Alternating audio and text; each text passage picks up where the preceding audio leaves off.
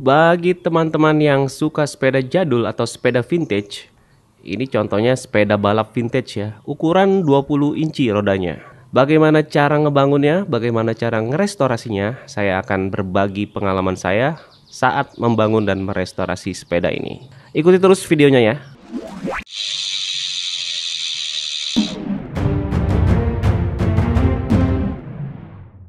Assalamualaikum, halo teman-teman, dimana saja berada. Di depan saya ini ada dua sepeda ya, ada dua sepeda vintage alias sepeda jadul, ukuran 20 inci. Ini dua sepeda koleksi saya nih. Apa yang harus kita lakukan untuk membangun sepeda seperti ini teman-teman? Jadi nomor satu adalah memilih bahan dulu. Kita mencari bahan dulu. Bahan itu apa maksudnya? Bahan sepeda yang akan kita rakit atau kita restorasi. Kalau saya ini dapatnya cuma frame-nya aja nih, dua-duanya. Yang sebelah kanan dan sebelah kiri ini saya dapat cuma frame-nya aja. Cuma waktu itu frame-nya sudah mengenaskan, sudah tidak bisa diselamatkan. Dari mulai catnya sampai stiker-stiker dekalnya itu sudah hancur. Akhirnya saya putuskan untuk repaint. Kalau bisa cari yang full back, jangan seperti saya nih, cuma dapat frame-nya. Karena kalau cuma frame-nya, nanti tantangannya itu adalah mencari perintilannya. Wah, kita punya PR besar di sini.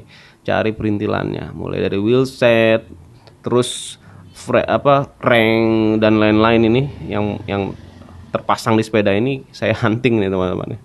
Mengapa saya sarankan untuk mencari bahan yang full bike? Karena apa? Walaupun kondisinya apa adanya teman-teman, maksudnya sudah berkarat tapi masih ada lampunya, masih syukur-syukur dapat shifternya, syukur-syukur dapat drop barnya dan perintilan lainnya, masih ada wheel setnya yang terpasang. Setidaknya kita PR-nya tidak terlalu banyak ya, walaupun sudah berkarat. Nanti kita tinggal kondisikan apakah perlu diganti atau tidak. Oke?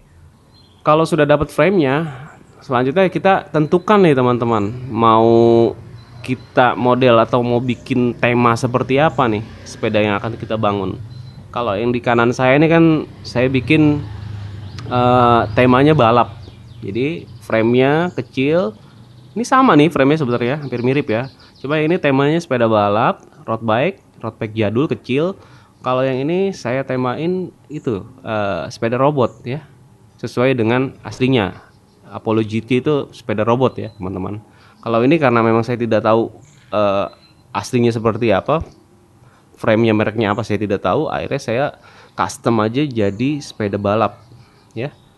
Ada drop barnya tuh, ada drop barnya dengan perintilan yang perintilan balap juga.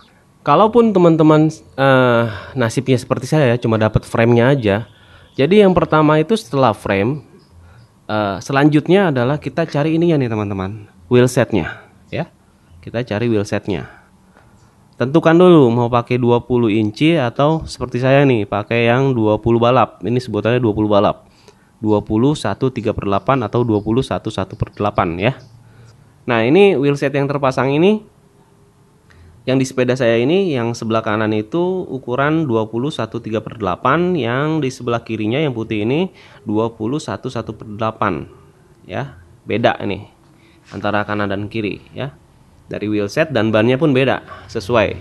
Yang ini 20 1/3/8, yang ini 20 1/8. Tidak terlalu signifikan secara kalau sekilas ya ngelihatnya.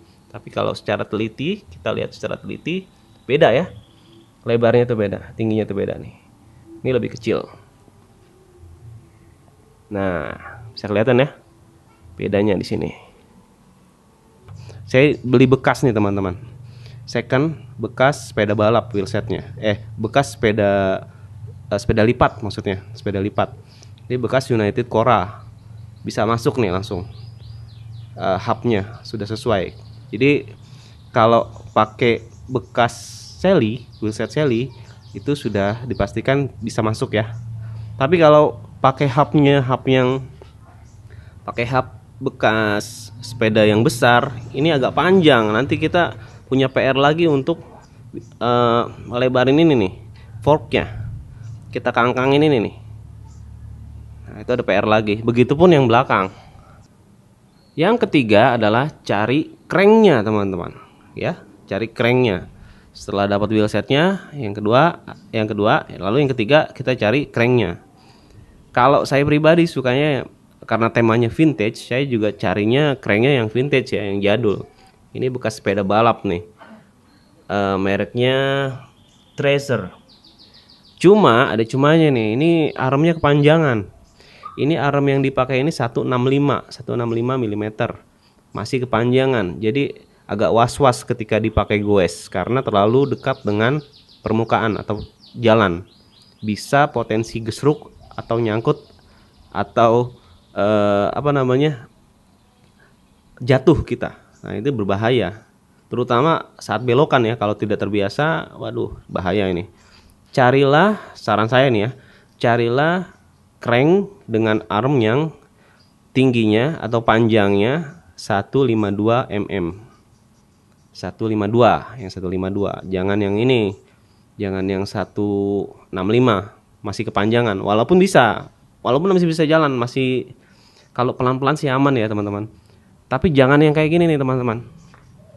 Ini bukannya crank yang jelek ya, maksudnya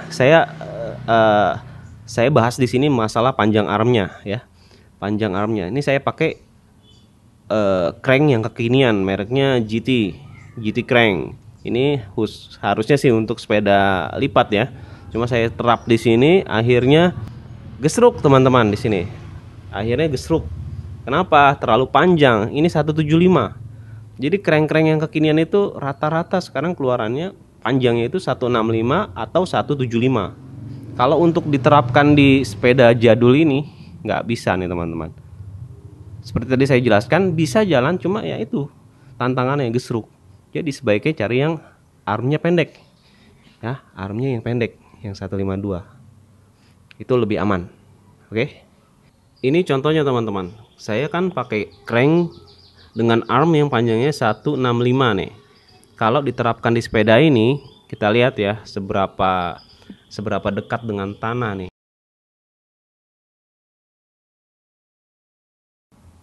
Yang selanjutnya adalah yang keempat, kita harus tentukan dulu nih berapa percepatan atau sprocket yang kita pakai. Contoh di sini saya pakai 6 percepatan atau 6 gear ya sprocketnya. Karena apa? Nanti berpengaruh sama pemilihan RD atau real derailleur. Ketika kita pakai 8 atau 9 gitu kan, atau 6, nanti kan kita harus pilih nih RD-nya yang cocok, yang sesuai dengan percepatannya. Nah, contoh yang saya pakai ini adalah sprocketnya dengan 6 percepatan. Ini pun dengan 6 percepatan saya harus kangkangin atau lebarin frame-nya ini teman-teman, didongakin gitu ya. Jadi yang normalnya segini saya lebarin sedikit. Biar apa? Biar bisa masuk ini kalau pakai sprocket dengan percepatan 6. Jadi kalau 5 sih masih oke, nggak perlu dikangkangin ya. Apalagi kalau kita pakai di bawahnya 3, 5 gitu atau 6 sedikit kita lebarin. Nah, kalau di atas 6, 7, 8, 9 itu saya tidak sarankan ya, karena ini harus dilebarkan ya teman-teman. Ini agak ribet ya, agak ribet. Jadi sebaiknya kalau untuk pemilihan percepatannya di bawah 6 ya, sprocketnya yang 6 speed atau di bawahnya lebih bagus. Jadi kita tidak perlu merubah ukuran frame di sini, lebarnya frame ya. Tantangan yang selanjutnya, yang kelima adalah aksesoris ya teman-teman, atau perintilannya nih. Disinilah letak keseruan dalam membangun sepeda ini. Karena saya tadi cerita, saya awalnya cuma dapat frame, jadi disinilah letak serunya dan menantang dan juga ribet. Kenapa ribet? Harus cari satu persatu. Ini yang Apollo ini kan memang defaultnya atau keluaran dari pabriknya itu kan sepeda robot ya, dimana sepeda robot itu ya ini ciri khasnya ada lampu-lampu, shifternya tongkat. Ini saya cari sendiri nih, hunting nih teman-teman, hunting ya. Nih shifter tongkat ya, shifternya tuh tongkat tuh gini nih, misalnya kayak mobil Matic gitu ya, lampu-lampunya. Terus ininya juga kan harus cari juga. Ini saya dapat yang made in Japan nih, fendernya atau spakbornya saya dapat. Terus Ya tadi cranknya kan harus cari perintilan itu ya. Ini ada guard untuk RD-nya. Kalau ini agak kekinian nih. Ini saya custom ini. Saya cari yang penting ada boncengannya. Sebenarnya boncengannya itu nggak seperti ini. Dia model-modelnya yang tipe-tipenya ada lampunya juga kalau untuk sepeda robot, ya. Jadi kalau versi sepeda balapnya ini, ya ini tantangannya kita harus cari drop barnya, terus cari brake-nya, handbrake-nya tuh ya, buat remnya. Ini saya dapat yang rem jadul nih, yang masih bisa dipakai buat gini loh. Nah, ngeremnya tuh ya bisa gini, bisa juga begini. Ini mereknya apa ini ya? Hongron, merek Hongron. Terus ini juga, ini shifternya nih. Ini nih, shifternya lucu nih kalau sepeda balap jadul tuh ya di sini. Nah, oke. Untuk pemilihan remnya, kalau temanya sepeda jadul balap ini kan memang pakai U-brake ya teman-teman. Carilah U-brake-nya yang short ya, yang untuk sepeda balap ya. Ini masuk karena apa? Dia lebih pendek. Kalau pakai U-brake yang biasa kayak BMX gitu, itu panjang, nanti nggak dapet di sininya nih buat megang karet remnya. Jadi cari yang pendek. Nah ini yang kekinian nih contohnya. Ini mereknya apa ini? Radius. Ini saya pakai Radius yang untuk memang untuk sepeda balap ya. Jadi pas karetnya tuh bisa nempel di di wheelset ya. Untuk frame ini teman-teman, karena ini frame balap ya, frame balap kecil, tapi memang pada umumnya frame balap itu tidak ada tempat untuk kabel ya. Jadi akhirnya kita harus beli seperti ini nih, perintilan ini teman-teman nih, buat penyanggah kabelnya ya, seperti ini nih, dudukan untuk alur kabelnya, karena memang framenya tidak ada tempat untuk kabel. Kalau ini yang ini ada nih ya, kalau ini yang ini ada.